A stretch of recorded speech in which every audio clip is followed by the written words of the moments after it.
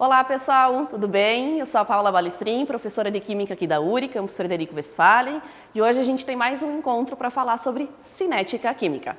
Você que não viu esse conteúdo ainda e deseja aprender sobre ele, ou você que já viu e deseja revisar, vem comigo assistir essa live então, tá?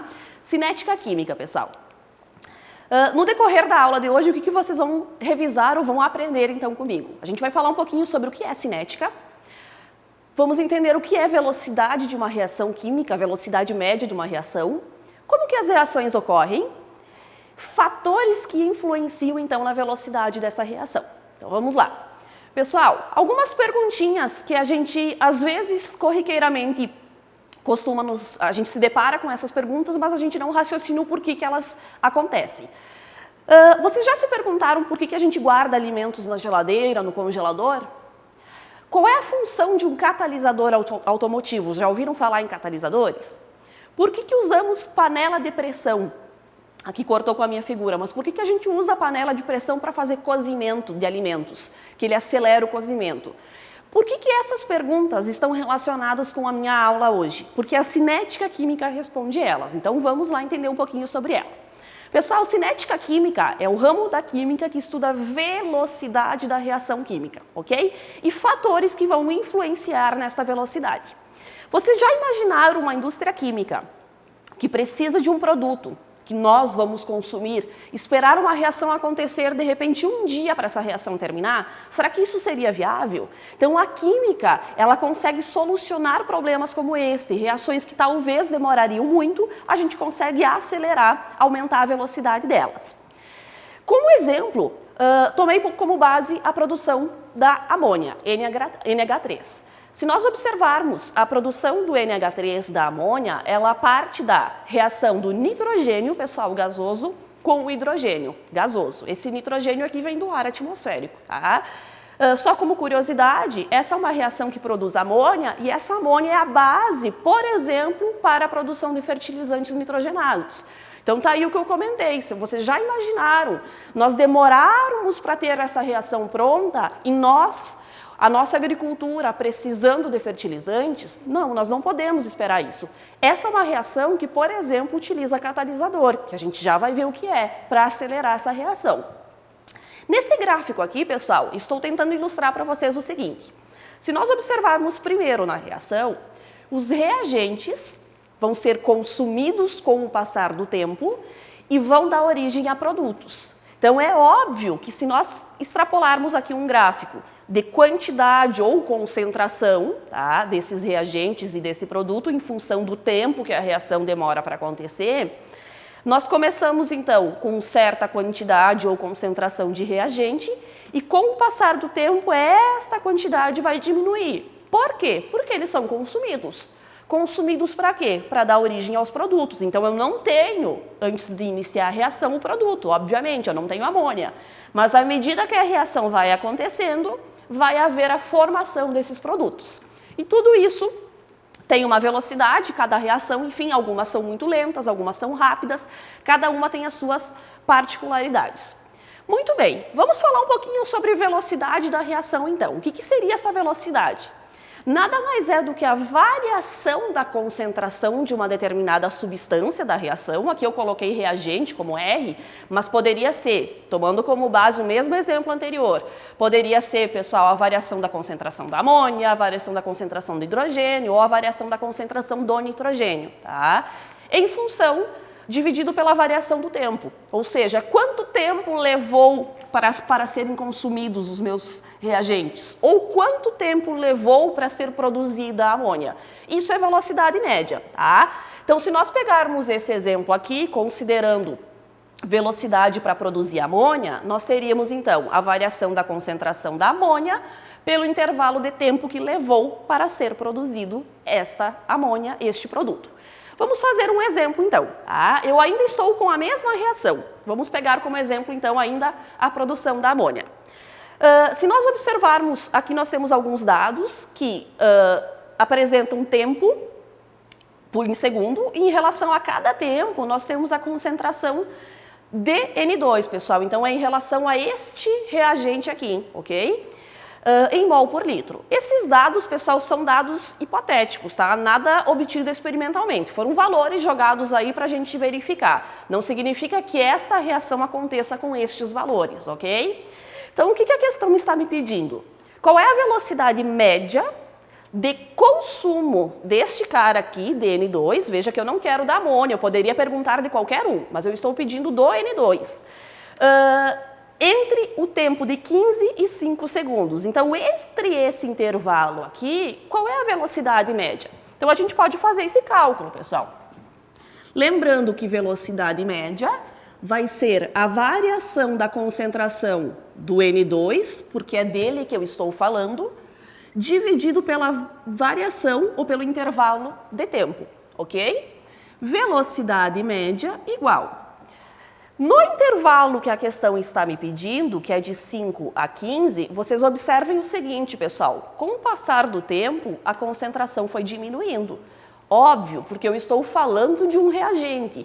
E com o passar do tempo, ele tem que ser consumido, sua concentração tem que diminuir, porque ele vai dando origem ao produto, que é a amônia.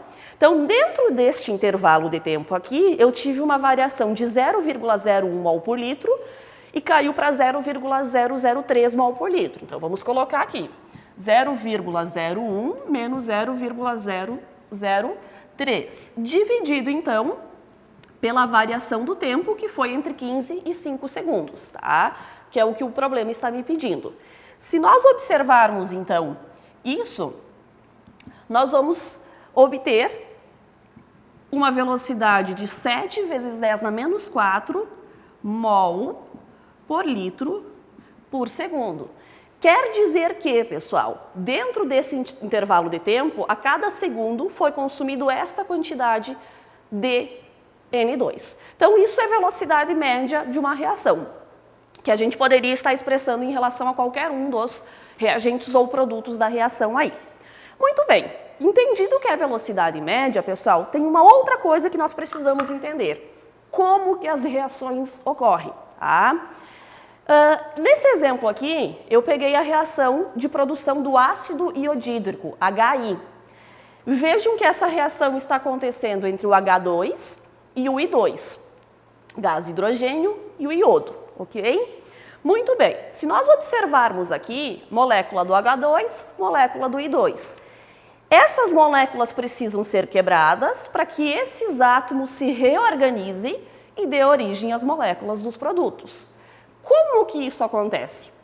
Acontece, pessoal, devido a colisões entre as moléculas. Nem toda colisão vai ser uma colisão efetiva, ou seja, vai ser uma colisão favorável a dar origem a um produto. O que é uma colisão efetiva? É aquela colisão que realmente as moléculas se chocam efetivamente. Tá? Vocês observam que sempre tem um estado intermediário, mas obviamente sempre vai chegar então no produto final. Então, vamos atentar para essa questão aqui, que eu vou voltar a falar sobre isso, tá? Para que haja uma reação química, os reagentes, as moléculas precisam colidir. Precisa-se que haja colisões efetivas entre essas moléculas, tá?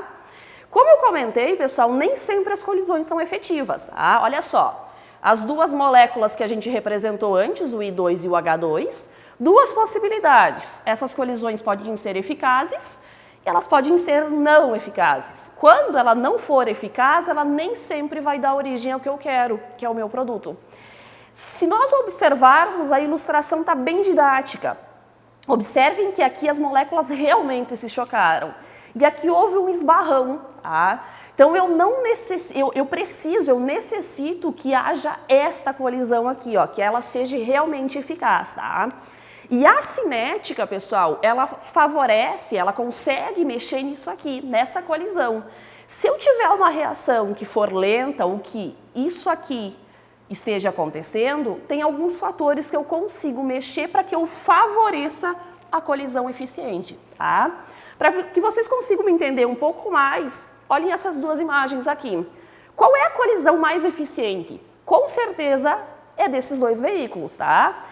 Aqui, com certeza, eu tenho transformação do que eu tinha antes e o meu produto final modificou. Ah, o carro estava inteiro e eu tenho outra coisa depois da colisão. Aqui foi só um esbarrão, eu não tive muita modificação. Então, o que eu desejo para uma reação química é esse tipo de colisão, tá? Quando isso aqui acontecer, nós vamos alterar através dos fatores que a cinética nos permite, então, tá? Uma outra informação, antes de nós chegarmos, então, nos fatores que interferem na velocidade. Nós já entendemos o que é a velocidade média, ok? Nós já entendemos o que acontece para uma reação ocorrer, ou seja, ela precisa de colisões. E uma outra informação extremamente importante, energia de ativação. Já ouviram falar? O que é energia de ativação, pessoal? Em palavras muito simples, seria a mínima energia que essas moléculas precisam para que a colisão aconteça e a reação ocorra. Tá? Então, lembrem-se na colisão, aquela colisão quando acontece, essa reação precisa de uma energia mínima para que a reação ocorra. Nem toda reação tem essa energia. Às vezes a gente precisa dar uma ajudinha, a gente precisa fornecer essa energia de ativação, alterar ela. Tá? Então veja então que a energia mínima necessária para que as moléculas consigam reagir. Tá? Este gráfico aqui, pessoal, se vocês observarem, a gente tem no eixo Y aqui uma energia, tá? Energia potencial, e aqui no eixo X o caminho reacional, ou seja, o percurso do reagente dando origem a produto. Não vou entrar em detalhes aqui se essa é uma reação que vai liberar calor, se vai absorver, isso seria um assunto para uma outra aula. Tá? Mas o que eu quero que vocês observem? Que os reagentes, denominados aleatoriamente por A, B, C e D, eles deram origem a produtos. Observem.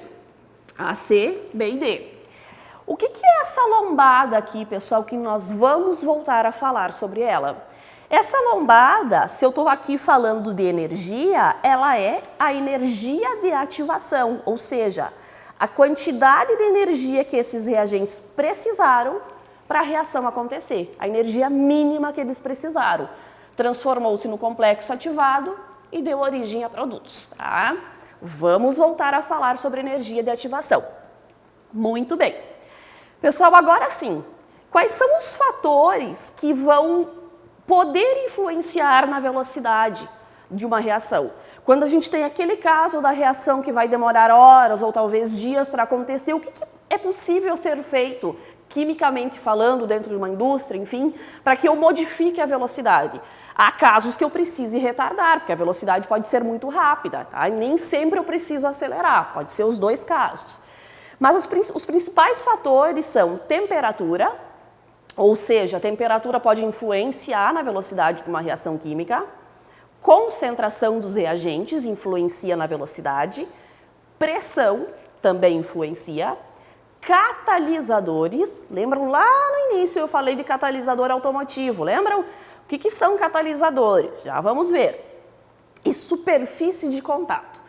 Vamos ver cada uma delas então e entender? Muito bem. Pessoal, primeira delas, temperatura. Por que as reações tendem a ser mais rápidas? Ou seja, a velocidade tende a aumentar quando a gente aumenta a temperatura, quando a gente aquece. Nós sempre vamos lembrar de como as reações acontecem. Lembram? Colisões. Muito bem. Quando nós aumentamos a temperatura, ilustrando aqui um aumento de temperatura, aumenta a cinética, aumenta a movimentação dessas moléculas. Se as moléculas estão paradas, a probabilidade delas se chocarem é menor. Agora, quando eu aumento a temperatura, essas moléculas começam a se movimentar. E quando elas se movimentam, a probabilidade delas se chocarem é maior. Ok? Então, atentem para esses detalhes, porque muitas vezes, numa pergunta lá, numa alternativa teórica do Enem, é uma pegadinha que acontece aí. A temperatura, ela vai influenciar na velocidade de que maneira? Aumentando a agitação das moléculas e, consequentemente, favorecendo a colisão entre elas, tá? E aí sim eu tenho a probabilidade da reação acontecer. Muito bem. Lembram da pergunta lá do primeiro slide? Por que a gente guarda os alimentos na geladeira? Obviamente, se eu tivesse, vamos pensar em qualquer uma fruta, enfim, qualquer alimento. A reação de degradação desse alimento fora da geladeira tem velocidade diferente do que dentro da geladeira. Então, quando eu coloco na geladeira, eu estou diminuindo, então eu estou fazendo o contrário. Tá? Eu estou retardando a velocidade de decomposição daquele alimento. Então, temperatura é um dos fatores que a gente pode trabalhar numa reação química. Segundo fator, pessoal, concentração. A concentração de quem? Dos reagentes. Observem essas duas imagens aqui. O que elas nos mostram? Esse primeiro recipiente, essas bolinhas seriam as nossas moléculas. Tá? Observem que nesse recipiente eu tenho menos moléculas do que deste recipiente do outro lado. Então, quer dizer que aqui a concentração está maior do que deste lado. Qual é o recipiente que eu tenho maior probabilidade de colisão? Vejam que eu sempre volto a falar das colisões, porque é o que precisa para uma reação acontecer.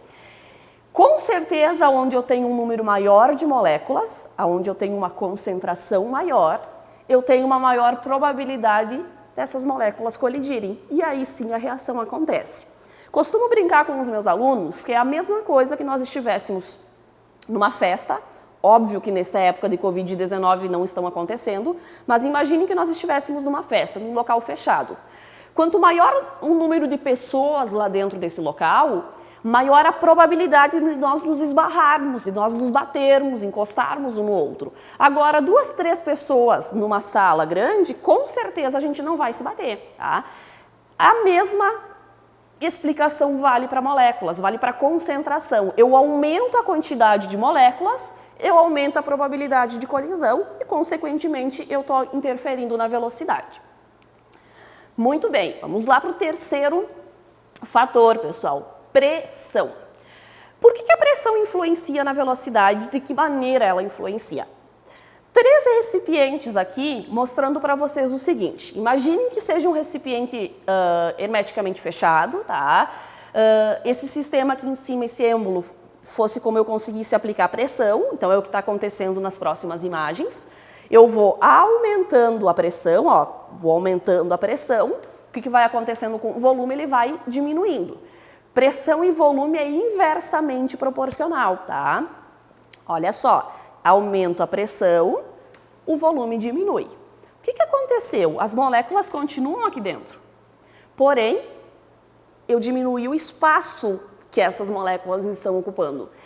Consequentemente, é a mesma explicação anterior. A probabilidade de colisão entre elas é muito maior aqui, ó, porque o espaço está pequenininho, elas vão se esbarrar. Aumento a probabilidade de colisão, eu favoreço a reação acontecer, então eu aumento a velocidade da reação. Então observe que quanto maior a pressão, maior vai ser a velocidade. Lá no primeiro slide eu falei da panela de pressão no cozimento dos alimentos. A panela de pressão na nossa casa, ela está relacionada à pressão, mas diretamente relacionada à temperatura que a panela atinge, tá? Conforme a gente aumenta a pressão, a gente aumenta também a temperatura de ebulição. Então, numa panela convencional, que nós perderíamos vapor, na panela de pressão, eu consigo fazer com que a água, aí vamos imaginar na água do cozimento, ela atinja uma temperatura de ebulição mais elevada. Então, consequentemente, eu acelero porque eu mantenho a temperatura muito maior do que numa panela convencional. Tá? Muito bem, então, aumentando a pressão, eu consigo aumentar a probabilidade de colisão porque o volume reduz. Ok, pessoal. Voltamos a falar de catalisador. Tá? Primeira coisa, o que é um catalisador químico? É qualquer substância, e não necessariamente uma substância química, pode ser uma enzima, pessoal, tá? Um catalisador enzimático. Mas é qualquer substância que vai aumentar a velocidade de uma reação. Tá? De que maneira? Pessoal, é importante vocês entenderem que catalisador, ele não participa da reação interferindo no que vai ser formado, ok? Quem interfere no produto é os reagentes. O catalisador, ele vai mexer na reação de que forma? Na energia de ativação. Lembram que a gente falou de energia de ativação lá no início? Tá? Olha só esse exemplo aqui, em que eu tenho um gráfico de energia versus caminho da reação. Observem que eu tenho 2 caminhos aqui. O caminho em azul e o caminho em vermelho. Ok? O caminho em vermelho, vamos primeiro imaginar que nós não tivéssemos este outro caminho aqui. Tá? Os reagentes estão aqui, eles precisam de uma energia mínima para que eles comecem a colidir, a reação comece a acontecer e o produto se forme. Quando eu coloco catalisador, o que o catalisador faz? Ele facilita a reação de que forma? Diminuindo essa energia de ativação. Ou seja, os reagentes vão conseguir colidir, vão conseguir se chocar e reagir, precisando de uma energia bem menor, ou seja, vai ser bem mais fácil. Então, o caminho é encurtado. Eu sempre brinco que imagina um carro aqui, e ele tem que chegar aqui. Aonde o carro vai fazer o percurso mais rápido? Quando ele sobe esta montanha ou quando ele faz este percurso em azul? Com certeza, este percurso em azul. Tá? Então, quer dizer que o catalisador ele vai mexer na velocidade da reação de que forma? Diminuindo a energia de ativação, ou seja, facilitando para que ela ocorra com um menor consumo de energia, uma menor quantidade de energia para ela iniciar, para ela acontecer. Tá? Tem um exemplo, pessoal, que é bem interessante quando a gente fala de catalisador, que é o seguinte.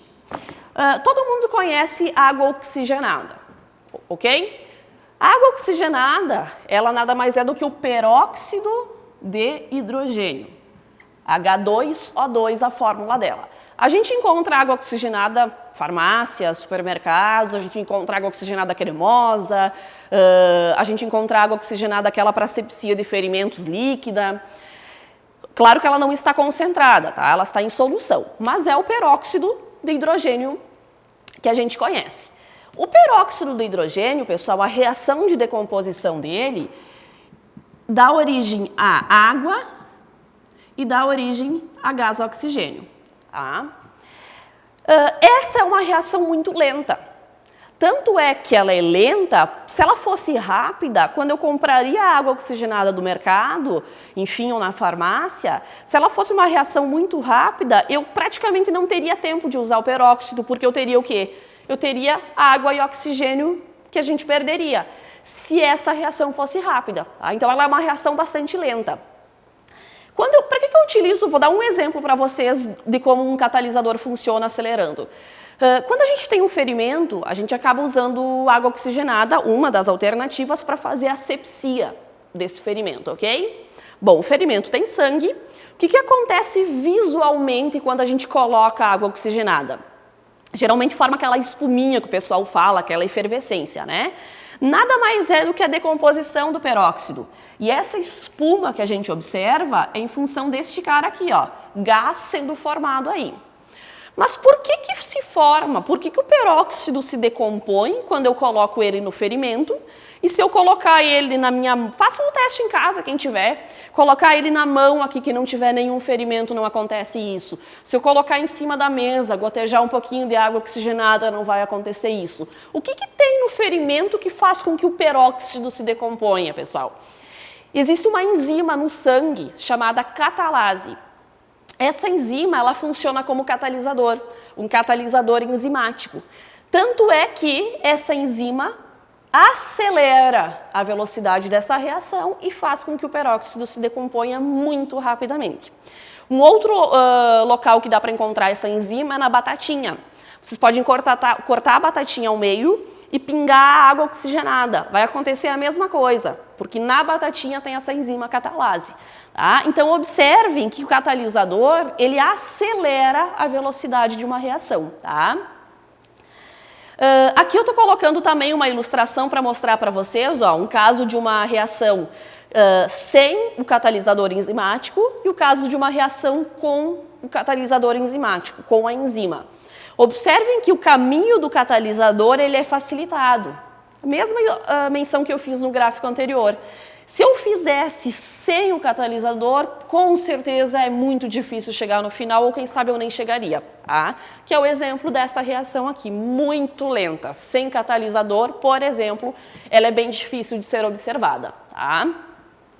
Muito bem, entendido, pessoal? Então, lembre-se sempre, o catalisador, ele interfere de que forma? Apenas na energia de ativação daquela reação, tá ok? Indo para nosso último fator que influencia na velocidade da reação é superfície de contato. Primeiro, o que é superfície de contato? Tá? Imaginem, vou pegar minha mão. Tá? Se eu pegar a superfície de contato, eu teria essa superfície aqui, as laterais e aqui. Quando eu abro a minha mão, vejam que eu aumento as áreas de contato, ok? Eu aumento a superfície de contato. Se eu pegar, por exemplo, um determinado comprimido, um determinado reagente, um no estado sólido e um comprimido realmente inteiro e o outro macerado em pó. Quanto mais fragmentado, mais superfícies de contato eu tenho. Tá? Então é desta forma que a gente consegue mexer na superfície de contato. Se fosse um sólido, macerando ele, ok? Como que a superfície de contato vai influenciar numa reação química? Voltamos para o slide anterior.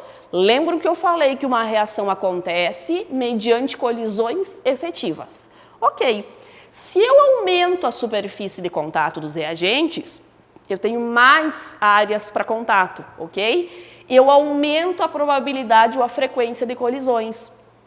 Consequentemente, maior quantidade de colisões efetivas, maior a velocidade.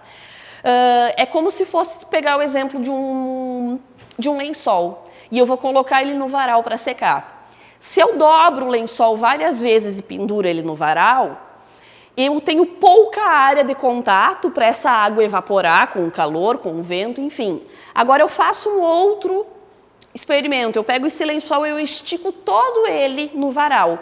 Qual é que seca mais rápido? O varal todo esticado, porque eu tive mais áreas de contato para que essa água pudesse evaporar, enfim, com o calor, com a ação do vento. O mesmo é válido aqui, pessoal, para a reação, tá? Então, são exemplos aí para a gente poder gravar. Façam em casa também. Todo mundo, com certeza, deve ter esses comprimidos antiácidos, o Sonrisal, por exemplo.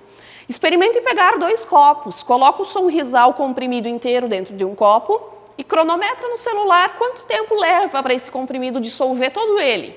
E faça o mesmo num outro copo, porém peguem o comprimido e quebrem todo ele dentro do pacotinho. Façam ele ficar todo em pozinho lá dentro e coloquem no copo e cronometrem. Aquele pulverizado vai ser muito mais rápido, pessoal. Ah, por quê? Porque eu aumentei a superfície de contato.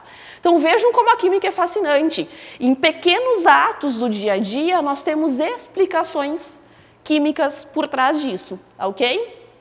Pessoal, espero que vocês tenham entendido, espero que quem não tenha visto esse conteúdo tenha aprendido, tenham revisado aqueles que já tenham visto. Tá? Agradeço a companhia de vocês, grande abraço!